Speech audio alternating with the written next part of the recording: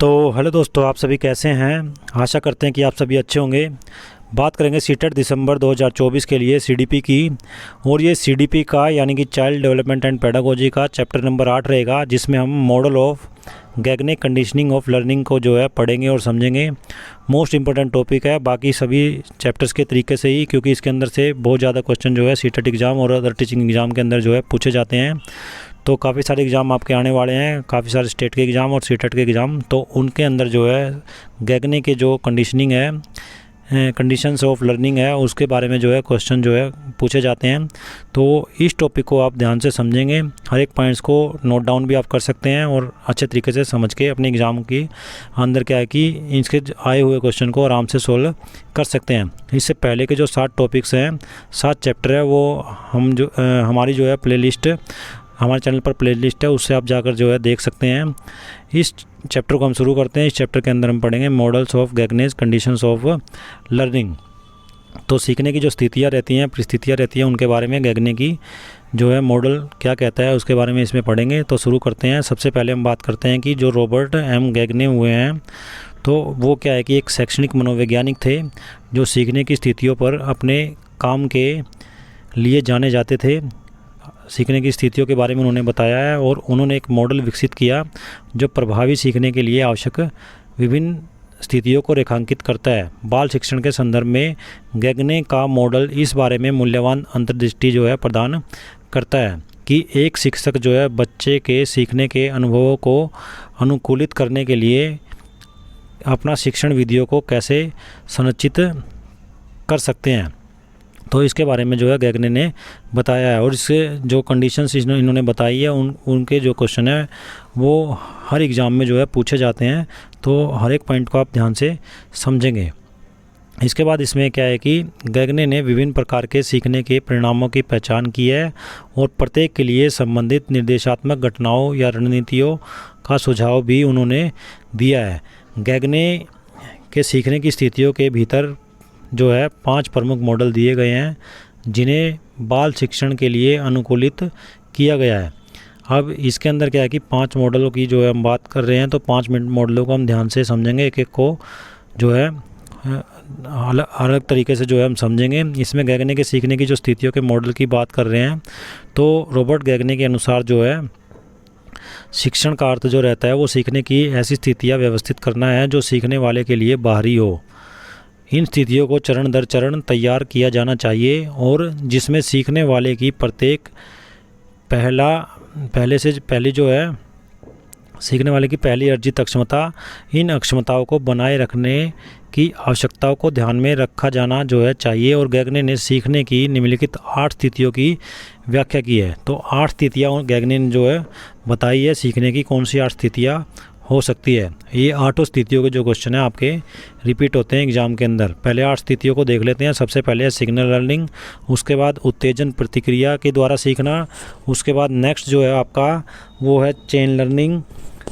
Chain learning के बाद आपका एसोसिएशन लर्निंग, मौखिक एसोसिएशन, उसके बाद भेदभाव सीखना, उसके बाद अवधारणा सीखना, उसके बाद सिद्धांत सीखना और उसके बाद समस्या समाधान सीखना। तो दोबारा रिपीट कर देता हूँ। सिग्नल लर्निंग, उत्तेजना प्रतिक्रिया लर्निंग, स्टिमुलेट रिजल्ट जो है लर्निंग, उसके बाद चेन लर्निंग, मौखिक एसोसिएशन, भेदभाव सीखना, अवधारणा सीखना, सिद्धांत सीखना और समस्या समाधान सीखना। उसके बाद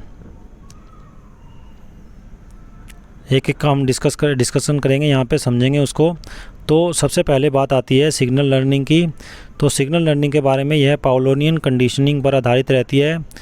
गैग्ने ने जो बताया कि पाउलोनियन कंडीशनिंग पर ये जो है सिग्नल लर्निंग आधारित रहती है और इसमें 2 जो है उत्तेजनाओं को एक क्रम में जो है प्रस्तुत किया जाता है, जिसमें से एक की प्रकृति जो है उत्तेजना और दूसरे की प्रकृति है प्राकृतिक उत्तेजना होती है। मतलब 2 उत्तेजनाएं होती है इसमें, एक प्राकृतिक उत्तेजना और दूसरी अप्राकृतिक उत्तेजना। धीरे धीरे प्राकृतिक उत्तेजना को अप्राकृतिक उत्तेजना से इस तरह से प्रतिस्थापित या जोड़ा जाता है कि यह प्राकृतिक प्रतिक्रिया प्रदान करे। तो सिग्नल लर्निंग के अंदर क्या होता है कि ये पाउलोनियन कंडीशन पर आधारित है और इसमें 2 तरीके की उत्तेजनाओं पर बात की जाती है, एक प्राकृतिक होती है, दूसरी अप्राकृतिक होती है।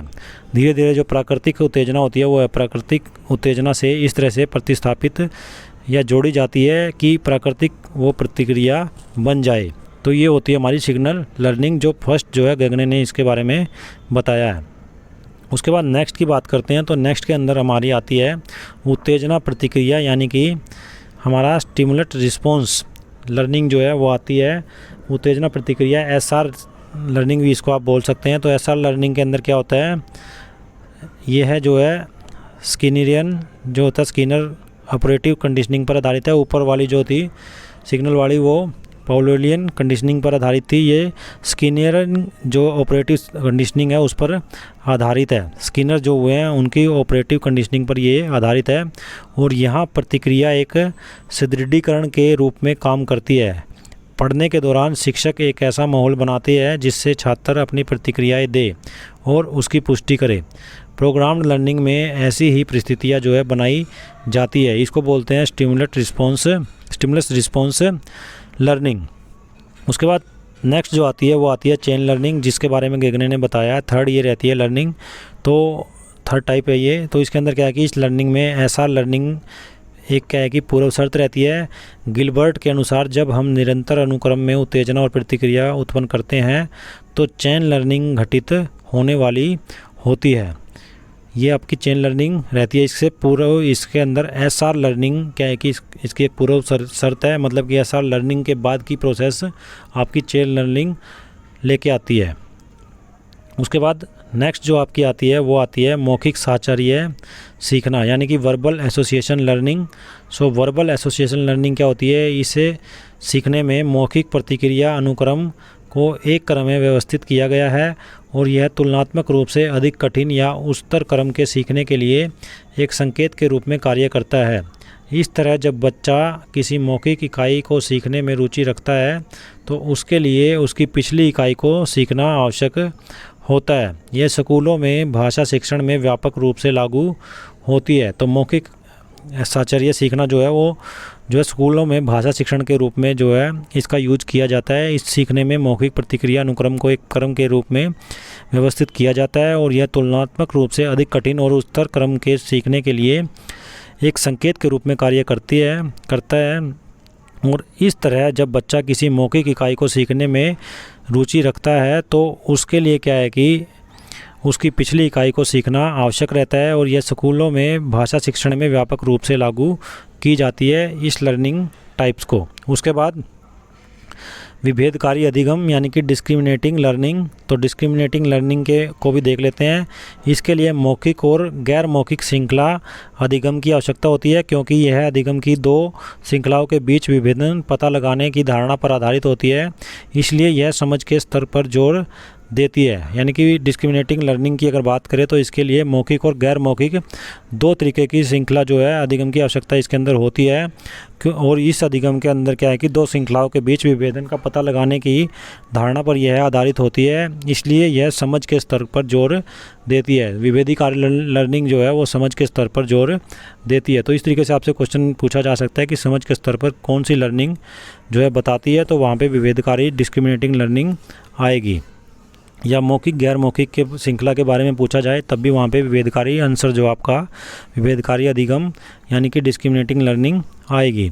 उसके बाद नेक्स्ट जो लर्निंग आती है वो आती है अवधारणा सीखना यानी कि कॉन्सेप्ट लर्निंग। सो यह विवेकशील सीखने का अगला चरण होता है और शिक्षक जो होता है वो अवधारणा सीखने में पर विशेष जोर देता है। अवधारणा सीखने के माध्यम से बच्चा स्वचालित रूप से विभिन्न प्रकार की सजीव और निर्जीव वस्तुओं के बीच भेदभाव करना सीख सकता है। आमतौर पर शिक्षक छोटे बच्चों में अवधारणा निर्माण को विकसित करने के क्या है कि प्रयास करने के लिए समझ स्तर का निर्देश देते हैं। तो अवधारणा लर्निंग के अंदर क्या होता है, वह विवेकशील सीखने का एक अगला चरण होता है और शिक्षक जो होते हैं वो अवधारणा सीखने पर विशेष जोर देता है। अवधारणा सीखने के माध्यम से बच्चा स्वचालित रूप से क्या होता है विभिन्न प्रकार के सजीव और निर्जीव वस्तुओं के बीच भेदभाव करना सीख सकता है। आमतौर पर शिक्षक जो है छोटे बच्चों में अवधारणा निर्माण को विकसित करने के लिए समझ के स्तर को निर्देशित करता है। मतलब सजीव और निर्जीव की जब पहचान करनी हो, इस बारे में क्वेश्चन पूछा जाए तो वहाँ पे जो है कॉन्सेप्ट लर्निंग यानी कि अवधारणा लर्निंग का जिक्र किया जाएगा। अवधारणा लर्निंग आपका आंसर आएगा। उसके बाद आपकी आती है सिद्धांत लर्निंग यानी कि प्रिंसिपल लर्निंग।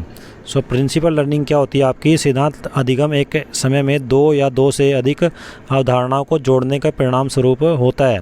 शिक्षक छात्र के व्यवहार को इस तरह से नियंत्रित करने का प्रयास करता है कि वह इन अवधारणाओं के अंतर्निहित सिद्धांत को आत्मसात कर सके।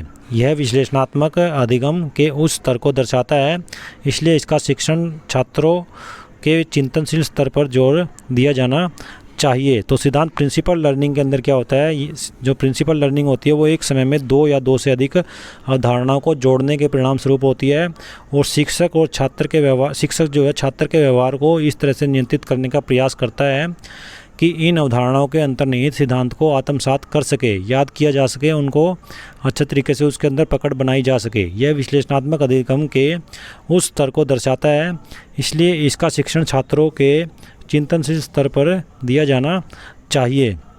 नेक्स्ट जो लर्निंग आती है वो आती है समस्या समाधान सीखना, यानी कि प्रॉब्लम सॉल्विंग लर्निंग।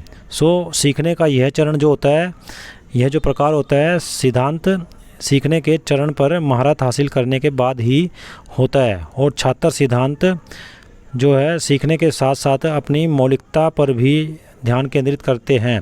समस्या समाधान की अगर बात की जाए तो समस्या समाधान सीखने तक पहुंचने का यही एकमात्र तरीका होता है। तो इनसे जो है काफ़ी ज़्यादा जो अंदर से क्वेश्चन पूछे जाते हैं, फिर उसका आंसर आपने इन लर्निंग के हिसाब से देना होता है। तो हर एक पॉइंट, हर एक लाइन आपके लिए इंपॉर्टेंट है, जिसको आप नोट डाउन करके आराम से याद कर सकते हैं, एग्ज़ाम में क्वेश्चन को आराम से सोल्व कर सकते हैं। तो ये जो अपना टॉपिक था, ये टॉपिक था आपका लर्निंग्स के बारे में।